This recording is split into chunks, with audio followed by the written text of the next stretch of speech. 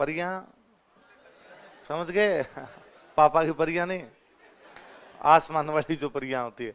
ऐसा कहते हैं कि भाई जो परियां होती है वो कई बार रात को धरती पे घूमने के लिए आती है, कि दिन में तो वो इसलिए नहीं आती कि यदि उनको कोई देख ले तो उनकी शक्तियां समाप्त हो जाती, फिर वापस नहीं जा पाती। रात को धरती पे लोग सो जाते हैं, इसलिए रात को कई बार वो घूमने के लिए आती है। ऐसे एक बार कोई एक परी थी, रात को घूमने के लिए उतरी, गलती से उसका हेलीकॉप्टर मारवाड़ में लैंड कर गया। कोई ढंग की जगह जा रही होगी बेचारी, यहाँ नीचे उतरते गर्मी लगी उसे भयंकर वाली, उसको लगा मरा दिया तो गलत जगह आ गए। वहां जहां उतरी थी वहां पास में एक तालाब था, तो उसे लगा क्यों ना नहा ले तो थोड़ा गर्मी कम लगेगी।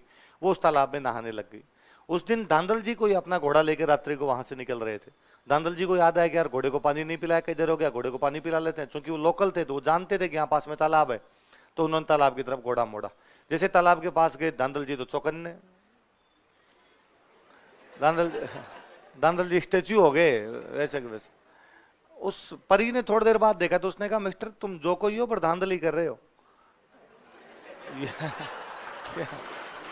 ये ये गलत तरीका है, तुम ऐसे नहीं देख सकते।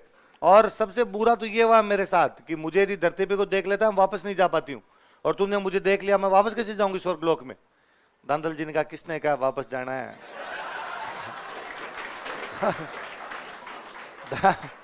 धांधल जी ने लगभग घुटने टेकते हुए कहा कि विल यू मैरी मी। परी ने कहा मैं अब तो कोई इलाज भी नहीं है, ब्याह करना ही पड़ेगा, इधर रहना है अब अपने को। तो कहा मैं शादी तो कर लूंगी लेकिन मेरी दो शर्तें हैं।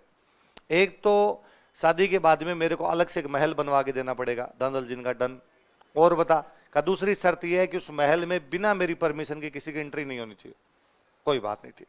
अब उस परी के लिए एक परी से धांधल जी ने शादी की, उसको एक अलग महल बनवा के दिया और वहां पर उसकी परमिशन के बिना किसी की भी एंट्री नहीं थी। समय अंतराल पर धांधल जी की और उस परी के एक बेटा हुआ। बेटे का नाम क्या रखा गया? तो कहते बाबू जी बहुत सुंदर, बहुत ज्यादा सुंदर थे। अपने जितने लोग देवी देवता हुए हैं, देवता जीते हुए, उनमें सबसे फूट रहे कोई लोग देवता हुए तो वो कौन थे? मम्मी भी चले गए है ना। धांधल जी पे शक्ल चली जाती तब तो क्या फूट रहे। मारवाड़ के आदमी कौन से फूट रहे थे, मम्मी पे गए तो मम्मी फूट रही थी, तो बाद में बाबूजी फूट रहे। तो बाद में कहते कई दिन जब हो गए, बाबूजी थोड़े बड़े हो गए थे, तो धांधल जी को एक दिन लगा कि यार ऐसा क्या है कि इसकी परमिशन के बिना कोई जा नहीं सकता, ऐसा फिर महल में क्या होता है। और एक दिन धांधल जी बिना परमिशन के डायरेक्ट ही महल में चले गए। और जब महल में गए तो वो क्या देखते हैं कि वहां परी तो ही नहीं, वहां तो एक शेरनी लेटी हुई थी और बाबू शेरनी का दूध पी रहा था।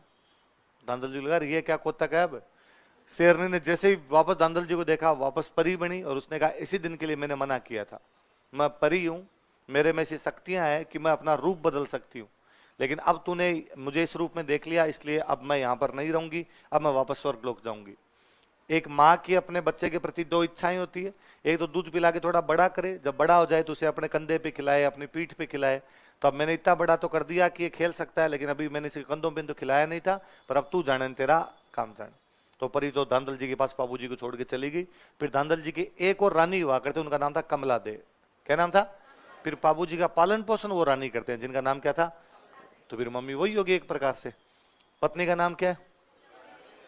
फुलम दे या सुप्यार। अमरकोट पाकिस्तान में एक जगह पड़ती थी, वहां के एक राजा थे सूरजमल सोढ़ा। क्या नाम था? उनकी राजकुमारी है फूलम दे। कई जगह उन्हीं का नाम सुप्यार दे लिखा हुआ आता है। उन फूलम दे के साथ में बाबूजी की सगाई की गई। समय अंतराल पर बाबूजी बड़े हुए तो कहा बाबूजी की शादी करनी है अब। तो बाबूजी की बारात कहाँ जा रही है? अमरकोट।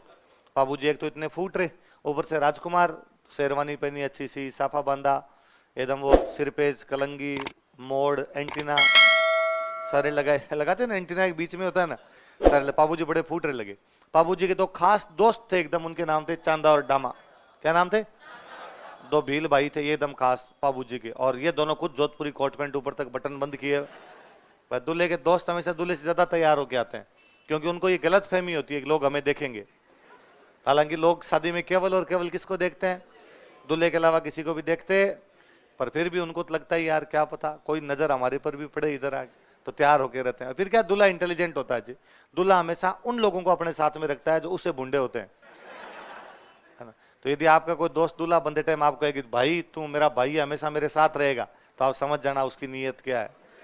वो सोच रहा है कि ये बूढ़ा मेरे साथ रहेगा तो इसको कोई नहीं देखेगा, सारे मुझे देखेंगे। तो चांदा और डामा बाबूजी के साथ एकदम।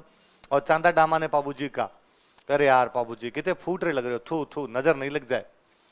बाबूजी पर एक दिक्कत है अपने साथ, आप इतने फूटरे लग रहे हो, मारवाड़ के राजकुमार हो, पर अपने पास अच्छी घोड़ी नहीं है, और बींद के पास अच्छी घोड़ी नहीं हो, फिर मतलब ही क्या? बाबूजी ने कहा यार अब उसका तो क्या करें, अपने पास जो घोड़ियां उन्हीं से पार पड़ेगी अब तो अपनी तो। कहा नहीं, अपने गांव के अंदर एक महिला है, उनका नाम है देवल। क्या नाम है? एक देवल नाम की महिला थे, और उनके पास एक बहुत अच्छी घोड़ी थी, उस घोड़ी का नाम था केसर कालमी। क्या नाम था? तो कहा देवल के पास केसर कालमी नाम की घोड़ी है, और यदि देवल अपने को केसर कालमी दे दे तो मजा आ जाए, जितने फूट रहे आप उतनी फूट रही केसर कालमी, उतने अच्छे नाचती हो रहे हो। तो बाबूजी ने कहा ट्राई करके देख लो। चांदा और दामाद देवल के पास गए, देवल को जाकर आगे, माँ देवल, बाबूजी बीन बने हुए हैं, अच्छी घोड़ी नहीं है, आप अपनी केसर कालमी दे दो तो मजा आ जाए। देवल ने कहा कि नहीं भाई, घोड़ी तो मैं नहीं दूंगी, क्योंकि मेरे गाय चराने के लिए जो ग्वाला जाता है वो घोड़ी लेके जाता है। उन दिनों में गायों की लूटपाट बहुत हुआ करती थी, तो कहा मान लो खुदा ना खास्ता गायों की लूटपाट हो जाए, तो ग्वाले के पास में घोड़ी हो तो फटाफट गांव के अंदर आए, आके बता दे कि भाई गायों की लूटपाट हो गई। और यदि घोड़ी नहीं होगी तो पैदल पैदल आएगा, तब तक लुटेरे पता नहीं कहाँ के कहाँ चले जाएंगे, तो घोड़ी तो मैं नहीं दूंगी। वापस आए, वापस आके बाबूजी का, बाबूजी यार हमें तो नहीं दी, पर हमें लगता है यार तुम खुद जाओगे ना तो पार पड़ जाए। बाबूजी बीन बने हुए गए केसर केसर कालमी लेने के लिए देवल के पास, और देवल को जाकर माँ देवल ये देख लो मैं बीन बना हुआ हूँ, घोड़ी अच्छी है नहीं, वहां जाएंगे बुरा लगेगा, आप घोड़ी दे दोगे मारवाड़ की शान रह जाएगी वहां पे। देवल ने कहा कि बाबू तू हमारा सबसे प्रिय राजकुमार है, तेरे को कौन मना कर सकता है, बीन बने हुए आदमी को तो वैसे ही कौन मना करे, ले जा, लेकिन मेरी गायों को कल को कोई लूट के ले गया तो? बाबूजी ने कहा माँ देवल मैं वचन देता हूँ कि यदि आपकी गायों को कोई भी लूट के ले गया, मैं आपकी गायों को बचाने के लिए आऊंगा, आप तो एक समाचार भिजवा देना। मैं यहाँ से 20 किलोमीटर पहुंचा और मुझे समाचार मिला आपकी गायों की लूटपाट हो गई, मैं ब्याह करने जाऊंगा ही नहीं, बीच में आ जाऊंगा। मैं वहां ब्याह करने के लिए पहुंचा, खाना खाने के लिए बैठा, इतने में समाचार आया कि आपकी गायों की लूटपाट हो गई, मैं वापस आ जाऊंगा। देवल ने कहा तो वाले जा। तो बाबूजी कौन सी घोड़ी लेके गए? और केसर काल में वाकई बहुत सुंदर घोड़ी। कहते हैं वहां जब पहुंचे तो यूं अमरकोट में लोग दूर दूर से देखने के लिए आए कि इतने सुंदर तो एक दूल्हा आया, दूल्हे का नाम तो बाबूजी, और इतनी सुंदर उसके पास घोड़ी है, घोड़ी का नाम, और चारों दोहरा रहे कि केसर काल में देखने आए, केसर काल में देखने आए। अमरकोट वाले सोडों को बड़ा बुरा लगा, बाबूजी के जो ससुराल वाले थे, तो उनका ऐसा क्या घोड़ी में, घोड़ी जैसी घोड़ी हमारे पास भी ऐसी खूब घोड़ियां खड़ी, और हमारे पास तो इतने अच्छे घोड़े और घोड़ियां हैं, आप चाहो तो दौड़ करवा लो। बोले बाबूजी ने कहा करवा लो। तो बाबूजी का जो साड़ा था वो अपना घोड़ा लेके आया, लो करवाओ दौड़। बाबूजी ने कहा आज नहीं, 2 दिन बाद, आज तो हम इतनी दूर चल के हैं, हमारी घोड़ी थक गई, 2 दिन बाद करवा लेना। बाबूजी के साड़े ने कहा बस, डर गए।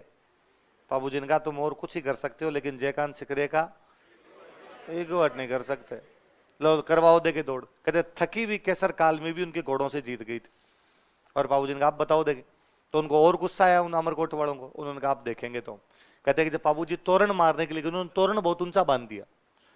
हिंदी में ना तोरण मारना एक मुहावरा होता है जिसका अर्थ होता है शक्ति प्रदर्शन करना। क्या मतलब होता है?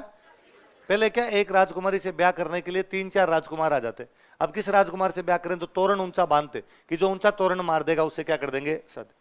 तो गांव में आज भी कोई यूं कहता है अरे मैंने ये कर दिया वो कर दिया, गांव वाले अरे किसा तोरण मारे है, कौन से तोरण मारे। तो तोरण मारना बहुत बड़ी बात हुआ करती थी। तो बाबूजी का तोरण ऊंचा बांधा, बाबूजी गए, बाबूजी ने देखा कि मरा दिया, ये तोरण इतना ऊंचा लगेगा कैसे? ये तोरण तो तभी लग सकता है जब केसर काल में अपने अगले दोनों पैर हवा में खड़े कर दे, पिछले दोनों पैरों पे खड़ी हो जाए, तो जाके बाबूजी ये तोरण मार सकते हैं उसके। बाबूजी ने केसर कालमी के सिर पे हाथ फेरा। एक अच्छा सा दो है कि केसर मत ना दीजिए आज थारो मारो पोत, कि पोत पोत समझते हो भेद, कि केसर आज तेरा और मेरा भेद मत देना, यहाँ बेइज्जती हो जाएगी। केसर मत ना दीजिए आज थारो मारो पोत, मत ना लजाए आज राठौड़ारी जाथड़ी। आज जो मारवाड़ के राठौड़ों की बारात आई हुई उसको लज्जित मत कर दे। केसर कालमी ने सिर हिलाया कि चिंता ही मत करे, तो कितना आ गए, ये तो अभी मार दूंगी मैं। बाबूजी वो जो पास में ढोल बजा रहा होता लड़का, उसको कहते हैं ढोली रा छोरा तू तो मदरो ढोल बजा। मदरा समझ तो धीमा, कोई ढोल रहे धमाका मारे, केसर घोड़ी नाचती, तेरे ढोल के धमाके पे मेरी कौन सी घोड़ी नाचेगी। और कई इधर नचाई घोड़ी को, पहले दुल्ले वाली घोड़ी को नचाना जरूरी होता था, तो दुल्ले वाली घोड़ी को नचाते ही थे। तो पहले भाई दुल्ला भी रंग टाइप के आदमी हुआ करते, इसलिए घोड़ियों को नचा लिया करते। आजकल दुल्ले होते हैं ये मरे, घोड़ी को 2 साइड से पकड़ के चलना पड़ता है, गिरना चाहिए ऊपर के। दूल्हा चढ़ता है तब 2 जने चढ़ाते हैं, उतारते हैं तो उसको 2 जने उतारते हैं। पहले रेगुलर घुड़सवारी वगैरह किया करते थे लोग। तो बाबूजी वो नचाते नचाते अचानक लगाम खींचते हैं, केसर कालमी अपने अगले दोनों पैर गढ़ के कंगूरे पे रख देती है, आगे जो गढ़ के कंगूरे होते हैं वहां ले जाके टिका देती है। बाबूजी आराम से तोरण मारते हैं। आजकल तो मैं और देखता हूँ कि तोरण बांधा हुआ तो ऊंचा होता है, फिर दूल्हे से लगता नहीं, इसलिए कोई ऊपर जाके तोरण खोल के नीचे करता है। ले मार ले भाई, गया तो क्या है। और दूल्हा फिर भी उठता रहता, नजदीक लाओ नजदीक इसको। मैं ठीक बेचती है यार तोरण की बापड़े की। तो बाबूजी वो तोरण मारते हैं तो कहते केसर काल में जब पैर नीचे उतारती है अपने, तब ईंटें साथ में लाती है, गढ़ की ईंटें साथ में आती है। इस बार बाबूजी उन छोड़ों की तरफ देखते हैं कि क्या हाल है। मार दिया। लक्ष्मी गौरी चुंडावत की कहानी है बाबूजी वाले, तो उस कहानी के अंदर है कि ये सीन देख के फूलमदे की सारी सहेलियां जल गई। फूलमदे की सहेलियां खड़ी थी, उन्हें लगा ये आया है दूल्हा। तो फूलमदे को जब ये समाचार मिला तो फूलमदे बड़ी राजी हुई। फूलमदे ने कहा भाई साढ़े आड़ा सरदार तो बाहर खड़ा है एकदम। अब बाबूजी जाके फेरों के अंदर बैठे हैं। बाबूजी ने 3 फेरे लिए। कितने फेरे लिए? इतने में जिनकी वो घोड़ी थी देवल, क्या नाम था, वो बाल बिखेरे हुए वहीं पे फेरों के बीच में ही आ गए। और फेरों के बीच में आकर मैंने पहले ही कहा था कि मत लेके जाओ मेरी घोड़ी, मेरी गायों की लूटपाट हो जाएगी। तब तो तुम कह रहे थे कि मैं तुम्हारी गायें बचाने के लिए आ जाऊंगा और मैं तुम्हें वचन देता हूं। और अब कहाँ वचन चले गए, यहाँ बैठे बैठे फेरे ले रहे हो, शर्म नहीं आती तुम्हें, मेरी गायों की लूटपाट हो गई। बाबूजी ने जैसे ही सुना, बाबूजी हाथों हाथ खड़े हुए, वो गठजोड़ा खोला, उनको मना किया अमरकोट वालों को कि सॉरी, मैं देवल को वचन दे के आया था कि मैं तुम्हारी गायें बचाऊंगा। अब मैं पहले गाय बचाने के लिए जाऊंगा, जिंदा रहा तो फेरे लेने के लिए वापस आऊंगा, मर गया तो बाद में स्वर्ग के अंदर ही मिलेंगे। बाबूजी वापस आते हैं, देचू नाम के गांव में उनको पकड़ते हैं, गाय ले जाने वालों को। जोधपुर में गांव है देचू। कौन सा गांव है? जायल का राजा इन गायों को लेके जा रहा था। जायल पड़ता है नागौर में। जायल का राजा का नाम था जींद्राव खिंची। क्या नाम था? जींद्राव खिंची। वो बाबूजी गांव की गायें लूट के लाया था। जींद्राव खिंची बाबूजी का रियल बहनोई था। कौन था? बाबूजी की बहन की शादी किससे की हुई थी? तो फिर आपका सवाल है सर बारात में क्यों नहीं गया? भाई साले की बारात में जाना चाहिए ना। पर हाँ, जींद्राव खिंची की खुद की शादी हुई थी ना बाबूजी की बहन से, उसके बाद में इनकी उनके परिवार से बननी बंद हो गई थी। ये ब्याह में नहीं आया था, उल्टा इसने पहले धमकी दे रखी थी कि तुम्हारा जब बाबूजी का बारात लेके जाओगे मैं तुम्हारा गांव लूट लूंगा। और जैसे ही बाबूजी की बारात गई, पीछे सैनिक तो सारे वहां चले गए, ये पूरे गांव की गायें लूट के लेके आ गया था। बाबूजी ने पीछा करते हैं, इस देचू गांव में लड़ाई करते हैं जींद्राव खिंची के साथ, गायें वापस बचा के लेके आ जाते हैं, लेकिन जींद्राव खिंची के खिलाफ लड़ते हुए बाबूजी मारे जाते हैं। एक व्यक्ति जो इसलिए वापस आ गया था अपने फेरों के बीच से कि वो कह के गया था कि मैं तुम्हारी गायों की रक्षा करूं। रघुकुल रीत सदा चली आई, प्राण जाई पर, तो कि भाई वो अपने वचनों की रक्षा के लिए वापस आ गया था। कितने फेरों के बाद में? इसलिए आज भी पश्चिमी राजस्थान में 4 फेरे होते हैं। कितने फेरे होते हैं? फेरे 7 नहीं होते। ये 7 फेरों के 7 वचन निभाना। सीरियल में एकता कपूर के फेरे कितने होते हैं? 3 4। कर हम कहते हैं भाई 3 फेरे तो बाबूजी ने ले लिए। किसने ले लिए थे? तो 3 तो बाबूजी ने ले लिए, तो 3 तो कट। आप पीछे कितने बचे? तो अब कितने लिए जाते हैं? 4। क्या डाउट है? 7 होते हैं? गिने कभी? हाँ, 4 होते हैं कि 7 होते हैं? हाँ, कितने लोगों के अनुसार 4 होते हैं? कितने लोगों के अनुसार 7 होते हैं? 7वें आपका नया नया एक्सपीरियंस है। हाँ? ना 7 पक्के गिने आपने हैं? देखना आज कैसेट में वापस जाके कैसे कैसे याद है कि 7 है। उस टाइम इतना गिनते थोड़ी है कोई। ऐसे होता है 3 में लड़की आगे, 1 में लड़का आगे। 7 लिए तो गलत करवा दिए उसने।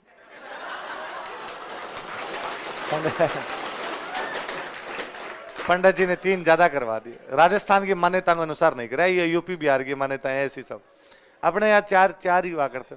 अभी आजकल अपने फिल्में देख दाख के सीख गए 7 फेरों के 7 वचन निभाना। ना अपने 4 है, 4 होते। मैंने तो गांव में जितनी शादियां देखी सब में 4 ही है।